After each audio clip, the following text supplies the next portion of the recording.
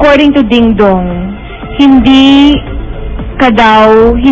daw inagaw ni Jessa sa'yo. Wala naman po akong sinabing inagaw na term. Kahit ever since. Kahit nga nagharap kami, ang sinabi ko, bakit pinili mo? Right. Sumagot naman siya. Yun lang po ang sinabi ko. Pangalawa, ang sabi ko lang,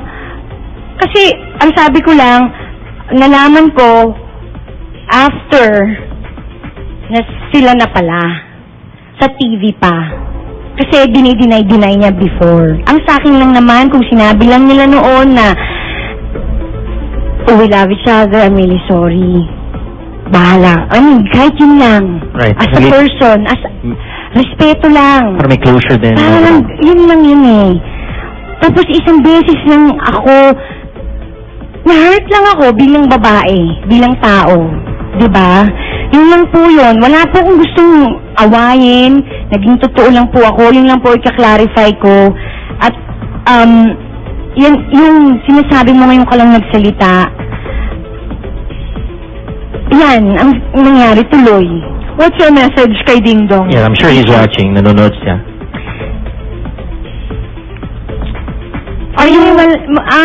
Ngayon, ikaw ba nalulungkot ka sa ginawa niya?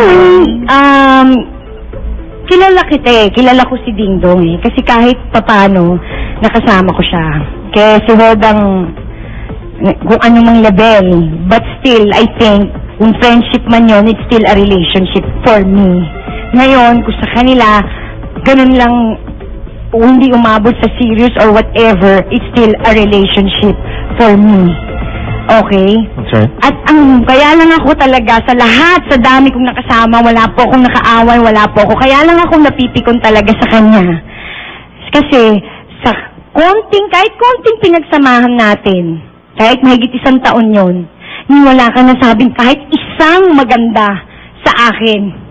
At hindi ko maintindihan kung bakit. Maybe because, hindi ko alam. Basta, yun ang rason kung bakit sa lahat, parang sa kanya lang ako walang nasabing maalalang kahit anong maganda. Kasi nga parang feeling ko na bastos ako. Yun lang yun. Buhay ko yun. Yun ang feeling ko. Wala naman ako di ba? So what do you want to say to him? Do you want to say peace na tayo?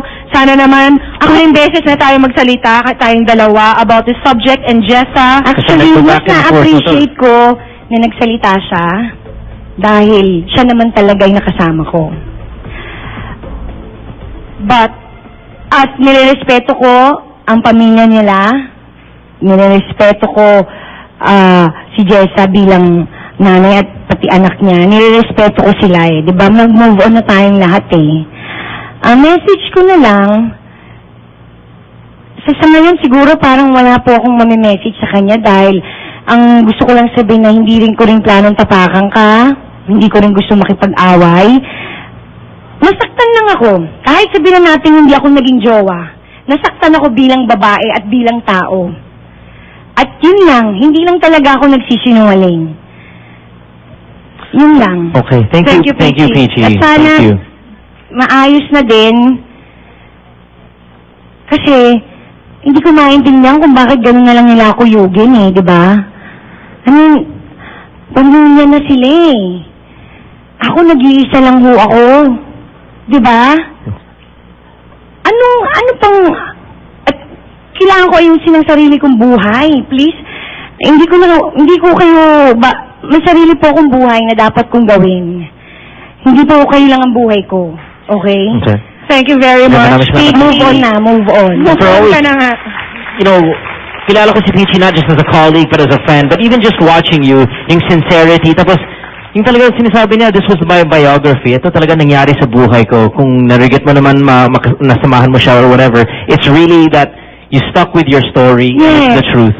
Yun lang po, yung totoo lang. Paninindigan ko po yan habang nabubuhay ako. Kasi ito na lang po, meron ako kayo. Ito lang. Hanggat nabubuhay ako, magsasabi po ako ng totoo. Yun lang. Wala akong pakialam sa kanila. Wala akong pakialam. Hindi ko po sila kaaway. Ayoko po kayong awayin. Gusto ko lang po ng totoo lang. Yun lang. Thank you. Okay, thank you, sa Pichi. inyo. Maraming salamat, Pichi. Sorry kung nagiging sobrang energetic ako. Hindi ko kasi alam kung anong emosyon ko, kung magagalit ako, kung iiyak ako, kung...